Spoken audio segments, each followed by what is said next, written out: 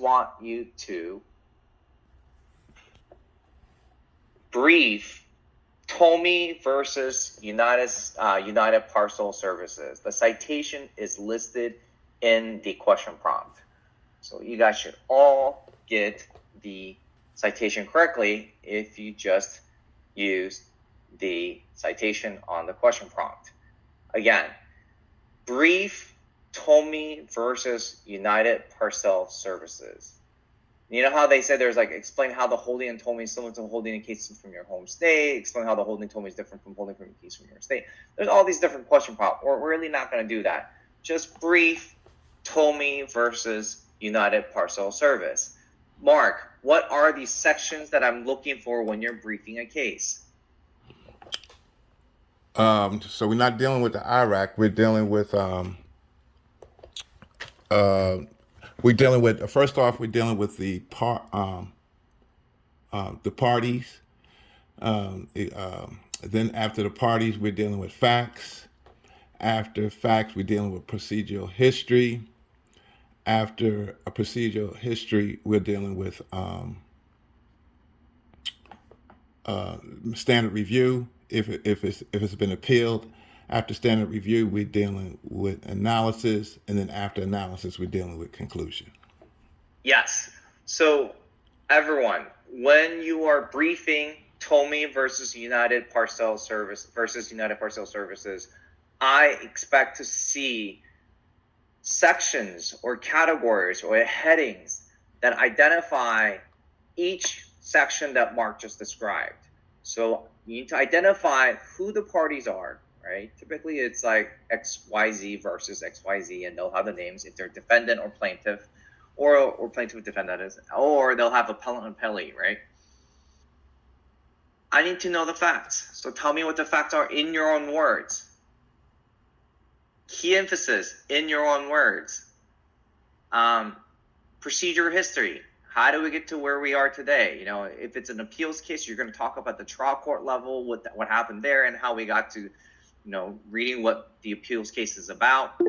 And then if it's an appeals case, obviously there's going to be a legal standing review. Yes. Question? Yes, sir. Thank you. My question is, this is Muhammad. When it comes to the facts area, I think I was way out in left field with that, because I was actually researching about the case itself to find out, you know, who the people were and all that kind of stuff, like the background. Is that not what facts are? Facts are what happened in the case. Like, for example, if I'm driving my car down the street and I am drinking and driving and texting on my phone, and I run into a 5-year-old holding his mother's hand crossing the street, I run them over, and I start to think that the two people that I just ran over are ghosts. So I freak out, and I want to make sure they're dead, so I run them over again. Lose control of the car. And I do. The cases that you just had us brief, that was due on Sunday, some of the cases, and I don't know if it was because of the age of the cases or the type of cases, it didn't really... So many times, especially on Monday too. I mean, Ms. Coleman, if you were to describe the fact of United States versus Schaefer Company, how would you describe the facts of the case? I just telling about what the attorneys, how the attorneys broke the law. I mean, well, not broke the law, but breached the duty of candor to the court.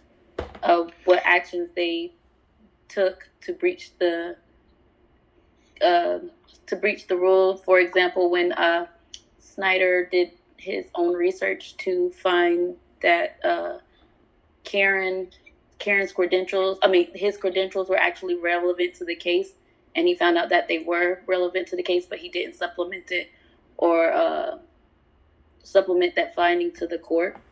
Yeah, so you're describing parts of that story right now, of that fact, but I would start all the way from the beginning, right? When first United States versus Schaefer Company, how that case came about in a sense. Yeah. Everything that happened in the beginning at first. Yeah, everything how that began to happen in the first, and then how the entire case got thrown out because of a violation of duty of candor, right? Right. So that story that we talked about is the fact pattern. So Mohammed, when you're talking about facts of the case, it can be really long, or you're basically running the facts against the rule, and then talking about the arguments on both sides. And you're going to see that argument being made by both sides, how they use the fact pattern against the law and analyze and come to a certain conclusion on each side. And eventually, obviously, the court's going to rule one way or the other, and that's what you're saying in the conclusion section. Does that help answer your question? Yes, very much so. Thank you. Okay. Yeah, because if referring back to the whole United States versus Schaefer Company, that's a great way to kind of figure out, what is the facts of the case that I need to kind of focus on? Well, how do I tell the story, right? You would tell the story from how the case came about and how the case got thrown out, especially in this particular Schaefer Company case, because it's very relevant. Because even though it was about a waste, and who pays for the damages of $5 million, but it turns into something else where the entire case got thrown out because of an attorney's or two attorneys' violation of duty of candor, and how basically they lost the case for the United States. So just remember, it's a storytelling. When tell me what the facts are of the case, it's literally just telling me what happened, how we came about to this case, and how it all started and ended. But that's what the facts of the case is, because you're going to use the facts to analyze at the end of the day when it comes to the analysis section. So going back to it again, identify the parties of the case, the facts of the case, procedural history, the legal standard review if it's an appeals case, and then the analysis, and then conclusion. Also the rule, I'm sorry, I forgot the rule. Identify the overarching rule, because that is very, very important, obviously. Each case that you're going to be reading in the future is going to contemplate one focal rule. And in the case of United States versus Schaefer Company, that focal rule was the duty of candor, Rule 3.3 under the state bar. In Loving versus Virginia, the focal rule, it's not necessarily the rule of Virginia that they were trying to contest against. The actual focal rule, the interpretation and analysis that went in was what? Mohammed, which one was it?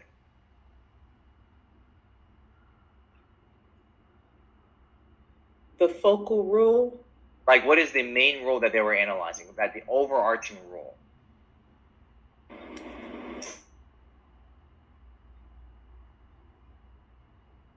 I don't remember. Okay, so that one was talking about equal protection clause of the 14th Amendment. That was the rule they were analyzing. Because remember, the Constitution is the law of the land, and it's the highest law, right?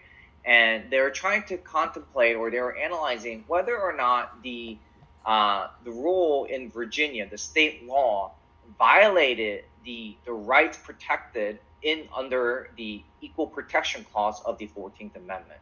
So they were analyzing the equal protection clause of the 14th Amendment throughout the entire case. So if I were to say, hey, this is the rule statement, you would need to summarize the equal protection clause under the 14th Amendment, what it is set out to protect and what it's stating. So again, you can't just copy and paste the entire equal protection clause of the 14th Amendment. That's just not appropriate. If you look at it carefully, they dissected the actual clause and created a rule statement. And so you probably have to do the same thing. So overarching rule for, again, for Loving versus Virginia, that was the equal protection clause under the 14th Amendment.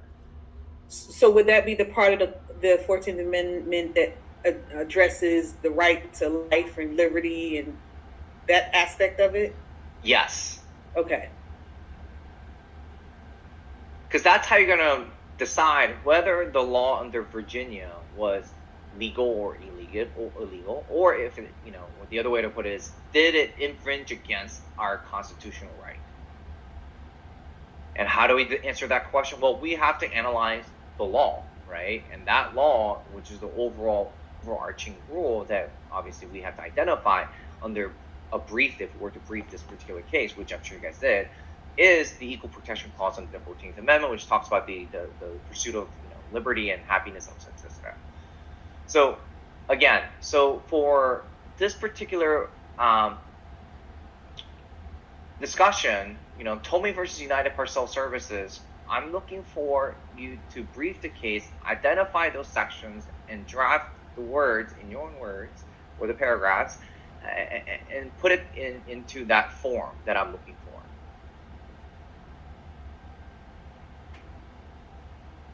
Any questions about how to do the discussion question for Tomy versus United Parcel Services brief?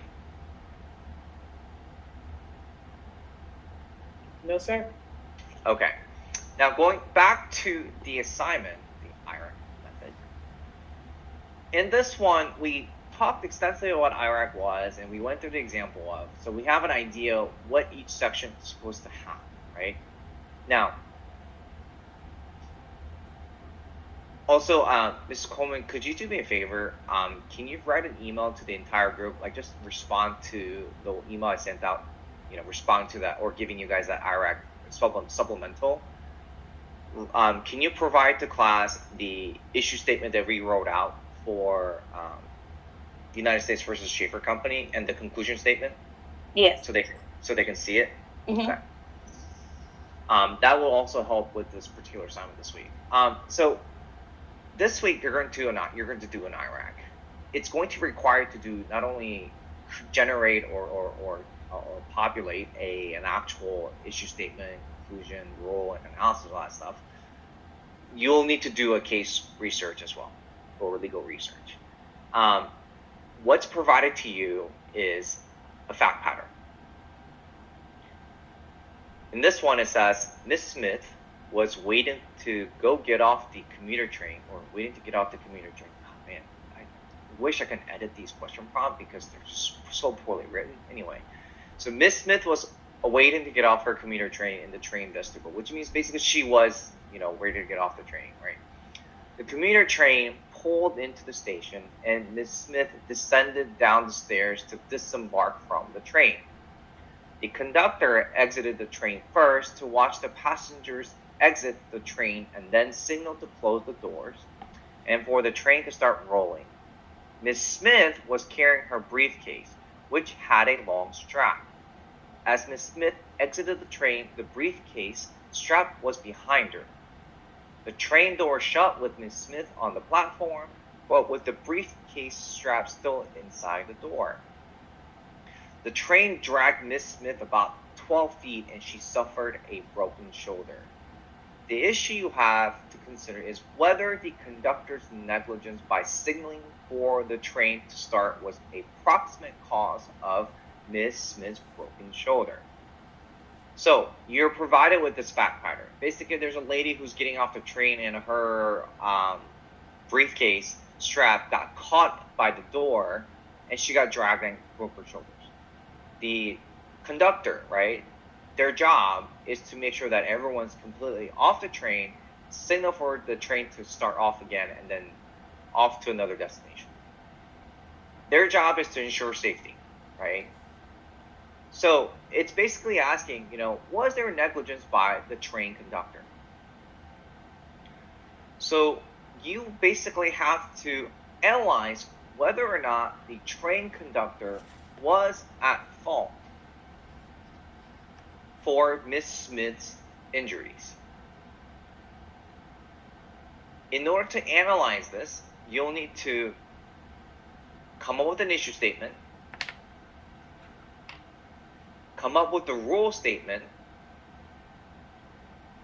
analyze, and conclude in your conclusion section whether or not, actually the statement of issue statement is kind of like blatantly written in here, whether or not the conductors, I would tweak it because it's not the best statement. I would tweak it even further, just because this is not the best one, like I said.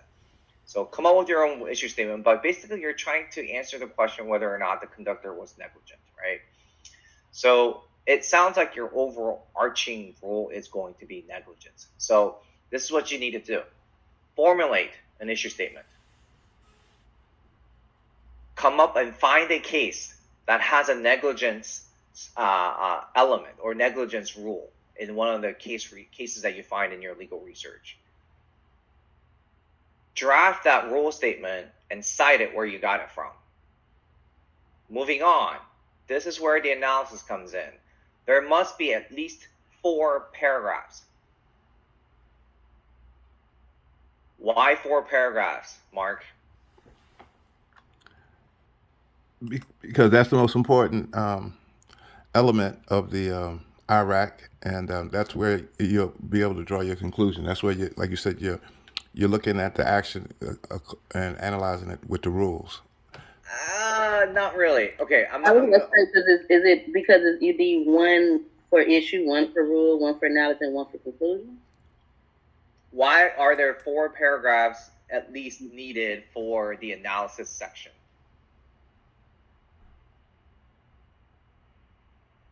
Anyone? So you got to compare the facts to the rules. Yes. And the rule statement or the rule for negligence has 4 elements. Now, do you understand why you need to have at least 4 paragraphs? Yes. Because using the facts and the elements you have, you're going to compare each fact to that element and prove whether each element is met. Because in order to say that someone is negligent, all 4 elements must be met. Whether or not each element has been met, or each element, so how do you prove each element that it was met? You'll have to do your legal research and find the cases that are very similar to the fact pattern here, or when you're trying to analyze the each element portion of it, and then support your argument for each element that it does meet that element, because these cases, XYZ, contemplated